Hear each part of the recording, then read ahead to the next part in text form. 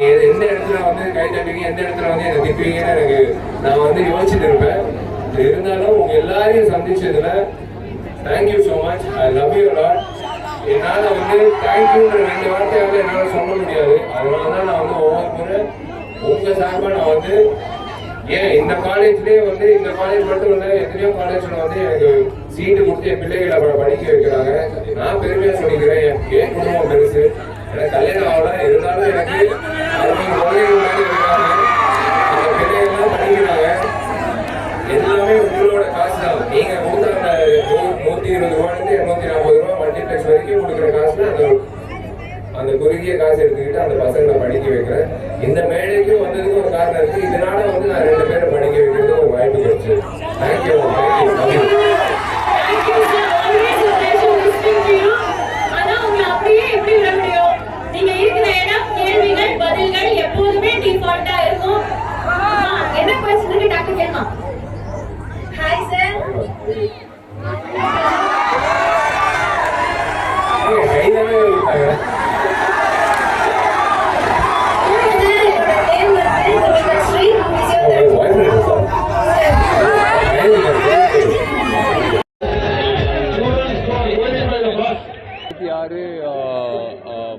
ரத்னம் திரைப்படம் ஹரி சார் இயக்கத்தில் நாங்கள் 3ஆம் முறை தாமிரபரணி பூஜைக்கு அப்புறம் மறுபடியும் ரத்னம் திரைப்படத்தில் உங்கள் எல்லாரும் முன்னாடியும் டிஎஸ்பி தேவி ஸ்ரீ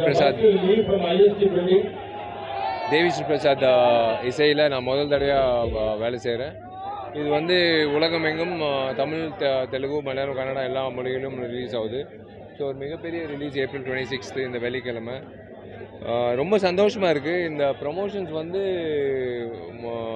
முதல்ல விஐடியில் தொடங்கி அதுக்கப்புறம் ஒவ்வொரு எஸ்ஆர்எம், அது ராமாபுரம், அதுக்கப்புறம் வந்து ஒவ்வொரு ஊரை போய் காலம்பரை சேலம் காலேஜுக்கு போயிட்டு, Sakthi Kailash college, AVS engineering college போயிட்டு, மறுபடியும் திருச்சி எஸ்ஆர்எம் காலேஜுக்கு வந்துட்டு, மறுபடியும் நாளைக்கு காலைல வேறு ஒரு நிகழ்ச்சிக்கு போயிட்டு, மறுபடியும் ஹைதராபாத் போயிட்டு, மறுபடியும் அதுக்கப்புறம் சித்தூர் போயிட்டு, மறுபடியும் திருப்பதிக்கு போயிட்டு எல்லாருக்கும் நன்றி ஃபஸ்ட்டு சொல்லிவிட்டு, ஏன்னா 19 வருஷம் ஆச்சு நடிகனாக அவங்களுக்கு நான் நன்றி தெரிவிக்கணும். அதே சமயத்தில் என்னோடய கடமை, நான் வெளியில் எங்கிட்டயோ ஒரு ஸ்டுடியோவில் உட்காந்து எல்லாருக்கும் வந்து நன்றி, நீங்கள் வந்து படத்தை பாருங்கள், இந்த படம்னு சொல்ல விருப்பம் இல்லை. அதனால் நேரில் இப்போ பசங்க மத்தியில் அவங்களோட டைம் ஸ்பெண்ட் பண்ணிவிட்டு என்ன இருக்குது இந்த படத்துலன்றது அவங்களுக்கு காட்டிட்டு, ஏப்ரல் 26ஆம் தேதி வெள்ளிக்கிழமை கண்டிப்பாக இந்த திரைப்படத்தை திரையரங்கத்துக்கு போய் பாருங்கன்றது தான் எங்களோட விண்ணப்பம்.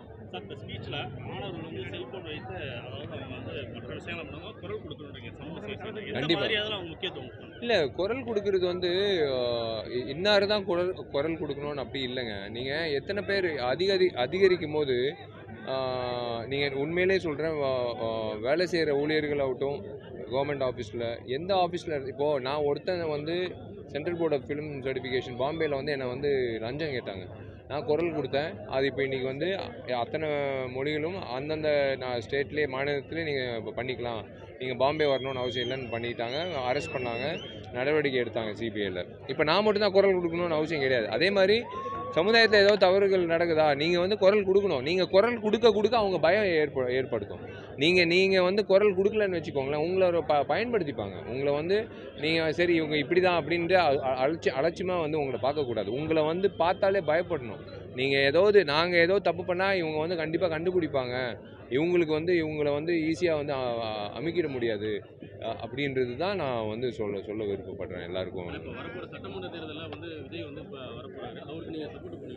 இல்லைங்க, அதான் சொல்கிறேனே, வரவேற்கிற விஷயங்க. சமுதாயத்தில் வந்து யார் வேணாலும் அரசியலுக்கு வரலாம். தளபதி விஜய் அவர்கள் வரலாம், யார் வேணாலும் வரலாம். அது வந்து குறிப்பிட்ட இன்னார் குடும்பத்திலேருந்து தான் வரணும், இன்னார் தான் வரணும்னு அப்படிலாம் இல்லை. யாருக்கு நல்லது செய்யணும், மக்களோட அடிப்படை வசதிகள் பூர்த்தி செய்யணுன்ற யார் உணர்வு இருந்தாலும் அவங்க வந்து அரசியல்ன்றது ஒரு துறை அப்படின்றது இல்லைங்க, ஒரு ஹாபி அப்படின்றதில்ல, ஒரு பொழுதுபோக்கு கிடையாது. நீங்கள் எல்லாத்தையும் மறந்து நீங்கள் வந்து தெரியாத குடும்பங்களுக்கு வந்து நீங்கள் வந்து நல்லது செய்கிறீங்க. 4 வீட்டில் அடுப்பு எரியுதுன்னா அதை விட ஒரு பெரிய சந்தோஷம் என்ன? 4 பேர் பிள்ளைகளுக்கு வந்து படிப்பு கொடுத்தீங்கன்னா, 4 பேருக்கு மருத்துவ உதவியோ, 4 விவசாயிகள் வந்து விவசாயம் பண்ண விட்டீங்களோ, அந்த மாதிரி விஷயங்கள் நடக்கும்போது வந்து கண்டிப்பாக யார் வந்தாலும் நல்ல விஷயந்தான். அரசியலுக்கு வர்றது நல்ல விஷயந்தான். இல்லை கண்டிப்பாக நான் தான் சொல்லிட்டேனே. அதாங்க ஒரு வாட்டி தான் சொல்ல முடியும். ஒரு கடவுள்கிட்ட பிரார்த்தனை பண்ணும்போது ஒரு வாட்டி தான் தேங்காய் உடைக்க முடியும். ஒவ்வொரு வாட்டி உடைக்கக்கூடாது. அது கண்டிப்பாக அந்த நேரத்தில் வந்து நான் வரக்கூடாதுன்னு வேண்டிக்கோங்க. ஏன்னா ஏன் இன்னொரு கொடி, இன்னொரு கட்சி, ஒருத்தன் வந்து இவன் ஏன்னா இத்தனை பேர் இருக்கும்போது இன்னொரு கொச்சியா, இன்னொரு கட்சியா, இன்னொரு கொடியா, இன்னொரு கலர் கொடியா அப்படின்னு யோசிக்கக்கூடாது. தயவு செஞ்சு நீங்கள் பூர்த்தி செஞ்சீங்கன்னா நீங்கள் அதாவது சொல்கிறேன், அதை நான் ஓப்பனாக சொல்கிறேனே, நீங்கள் என்றைக்கு அரசியல்வாதிகள் நீங்கள் நடிகர்களாக மாறுறீங்களோ, நடிகர்கள் வந்து அரசியல்வாதிகளாக மாறுறதை விட வேறு எந்த இதுவும் தெரியாது எங்களுக்கு. ஸோ தயவு செஞ்சு எங்களை வந்து எங்கள் வேலையை பார்க்க விட்டிங்கன்னா நல்ல விஷயம். இல்லைன்னா நாங்கள் வேறு வழி கிடையாது. நாங்கள் வெறும் டிவி பார்த்துட்டு இப்படி பேட்டியெல்லாம் கொடுத்துட்டு இருக்க முடியாது. இறங்கி கோதாவில் இறங்கி வேலை செஞ்சால் தான் வந்து அது அந்த மாற்றம் வரும்னா கண்டிப்பாக நாங்கள் இறங்கி வேலை செய்வோம்.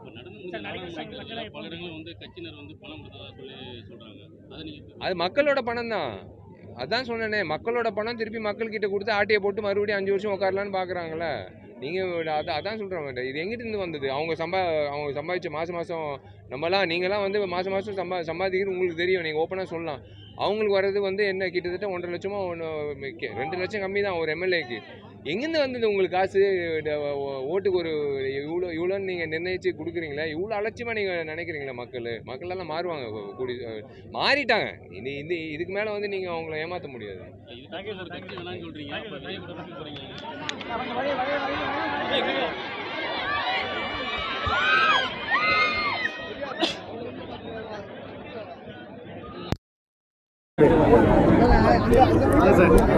நல்லா இருக்கும்.